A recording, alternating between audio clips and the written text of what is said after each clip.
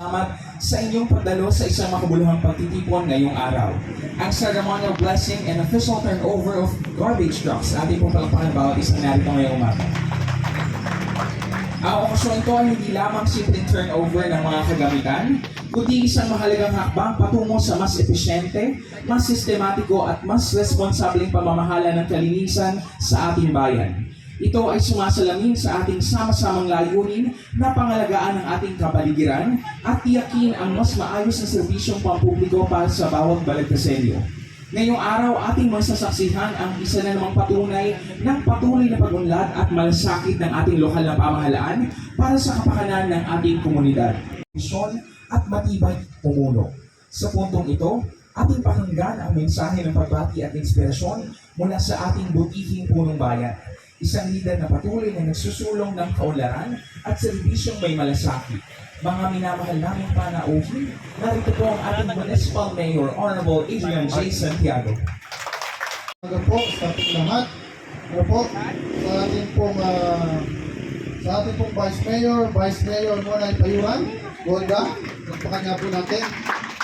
At naniniwala po tayo na ang kalinisan ay refleksyon ng maayos na pamumuno at disiplina ng bawat mamamayan. Ngayong araw na ito ay ating masaksihan ang ceremonial blessing at turnover ng bagong garbage truck para sa ating mga barangay. Ano po? Ito pong garbage truck na to ay ako po nangangampanya. Hindi ko po ito pinangako. Pero sa nakita po natin na pangailangan po ng ilang mga barangay, ay halos po nilahat na po natin. Ano po? Pero na lang po yung barangay Dalig. Malakas po yata sa atin yung barangay Dalig.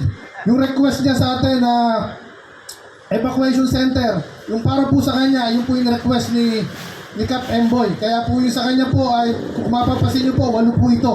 Ano po? Yung kay Cap Emboy ay dadalhin po natin sa evacuation center nila. Ano po? Hindi naman po lahat pwedeng mapagbigyan ng request. Masasayang po yung programa. Ano po? Kahit isa lang po, pinagbigyan ko na po. Ano? Yung ibang mga kapitan, meron din mga sinasabi noon, hindi ko na po pinansin. Nung una po, ito po, masyado pong si Cap Emboy. Ano po, kaya inano ko na po. Ano? Ayan. Baka kasi lumabas sa bayan natin, hindi ko binigyan ng Dalig. Po, ayan. Ayan po, at malinaw naman po. Ano? At nakatutuwa po na sa ganitong bagay, makapagbigay po tayo sa barangay natin. May good news tayo. Ano po? Meron po tayong 14 million na sa infra po na sa lahat po ng barangay ay ibibigay po natin. Ano po? Kung ano po yung pangangailangan sa barangay, sa mga karsada, mga drainage, yung po yung priority ko. Ano po? Na maramdaman po ng ating mga kababayan na merong gobyerno sa ating bayan. Ano po? Sabi ko nga, lahat ng pera ng bayan ay ibabalik po natin sa taong bayan. Ano po?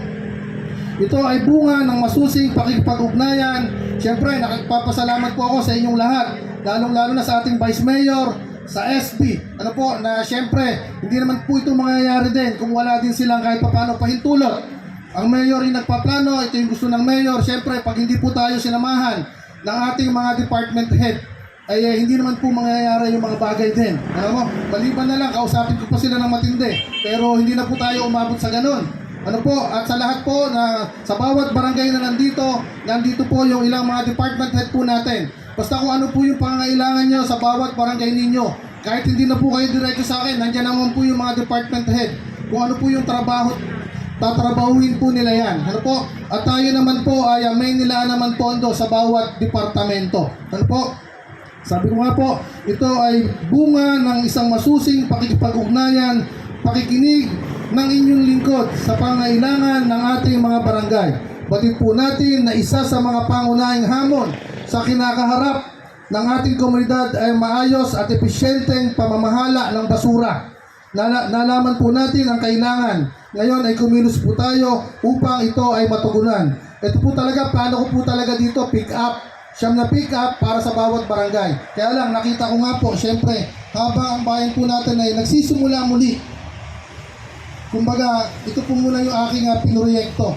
Taon-taon, bala ko po magproyekto para po sa bawat barangay. Kung ano man po yung pangailangan po natin taon-taon. Ano po? Sabi ko nga po, hanggang maliit pa yung pondo, habang inaayos pa rin natin yung ating bayan, Kumbaga, yung pagtitipid, ginagawa po natin to, nilalagay po natin talaga yung budget sa pangailangan po ng ating, kahit po yung ating balagtasan, tinipid ko po yun. Tinapesan po natin ng 6 million yung budget. Nasabi ko nga po, dati ay 9 million yon. Itong balagtasan natin, ginawa lang po natin 3 million. Inilagay na po natin sa mas kailangan pa. No po, sa ating bayan, yung budget. No? Kaya umasa po kayo, sabi ko nga po, yung pangailangan ng bayan natin, pinaplano naman yan. Kumbaga, yung hindi natin matatapos ngayong 2026, 2027, dun po natin gagawin. Hindi natin kayang tapusin ng 2027, 2028, dun po natin gagawin. Ano po? Lahat po yan ay gagawin natin. Kasi nakikita naman po natin, mga kababayan, kung ano po yung mga pangangailangan po natin. Sabi ko nga po, meron tayong mga gagawin na pantapal, yung short term para sa ating bayan at may pang long term. Sabi ko nga po, yung pang long term natin, kahit tumaan yung taas ng gasolina ngayon, hindi pwedeng apektuhan po yung plano natin na pang long term sa ating bayan. Ano po? Kasi hindi po tayo makakarating pagka po hindi po natin ginawa yun. Ano po? Pinapasalamatan natin ang lahat ng ating katuwang sa pamahalaang bayan, ayun nga po sa Sangguniang Bayan, sa ating mga department heads, sa mga kawani at sa lahat ng naging bahagi upang maisakatuparan ang proyektong ito. At sa ating mga barangay, hinihiling ko po ang inyong pakikisa. Ingatan natin ang mga kagamitang ito. Gamitin natin ito ng tama at para sa kapakanan ng lahat. Sapagkat kapag tayo ay nagtutulungan, mas nagiging magaan ang bawat gawain.